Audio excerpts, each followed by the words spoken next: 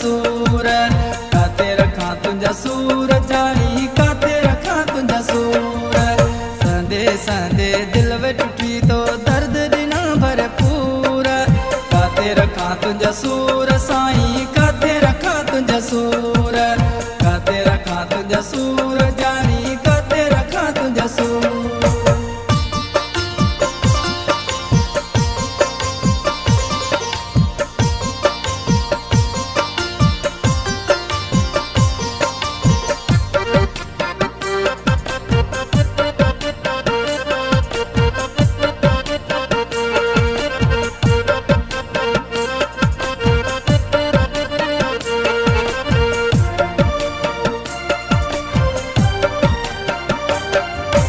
हथड़ा बदी तोखे अर्ज कयो मूं सूर न ॾे मूंखे तूं सूर न ॾे मूंखे तूं हथड़ा बदी तोखे अर्ज कयो मूं सूर न ॾे मूंखे तूं मिंथ बि मुंहिंजी कोन मञी तूं थी वई मगरूर काथे रखां तुंहिंजा सूर साईं काथे रखां तुंहिंजा सूर काथे रखां तुंहिंजा सूर जानी काथे रखां तुंहिंजा सूर संदे संदे दिल वे टुटी तो दर्द ॾिना भरपूर काथे रखां तुंहिंजा सूर साईं काथे रखां तुंहिंजा सूर काथे रखां तुंहिंजा सूर जानी काथे रखां तुंहिंजा सूर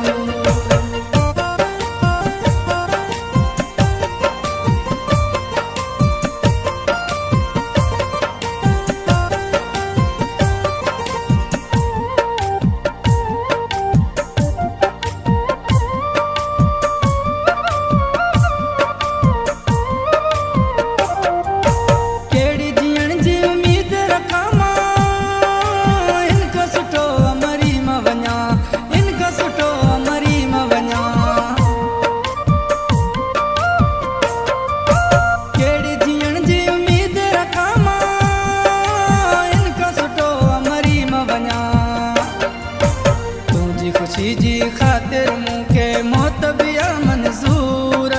काथे रखां तुंहिंजा सूर साईं काथे रखां तुंहिंजा सूर काथे रखां तुंहिंजा सूर जानी काथे रखां तुंहिंजा सूर संदे संदे दिल वे टुटी तो दर्द ॾिना भरपूर काथे रखां तुंहिंजा सूर साईं काथे रखां तुंहिंजा सूर काथे रखां तुंहिंजा सूर जानी काथे रखां तुंहिंजा सूर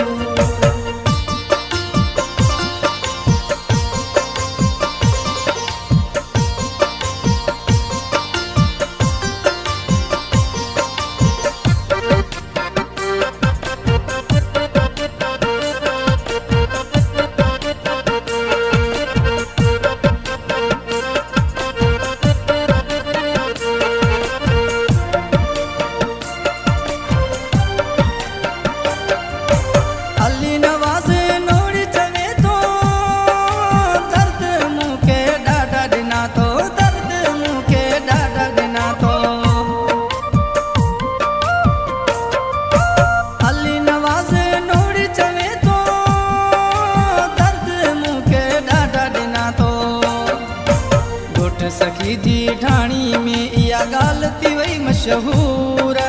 काथे रखां तुंहिंजा सूर साईं काथे रखां तुंहिंजा सूर काथे रखां तुंहिंजा सूर जानी काथे रखां तुंहिंजा सूर संदे संदे दिल वे टुटी तो दर्द ॾिना भरपूर काथे रखां तुंहिंजा सूर साईं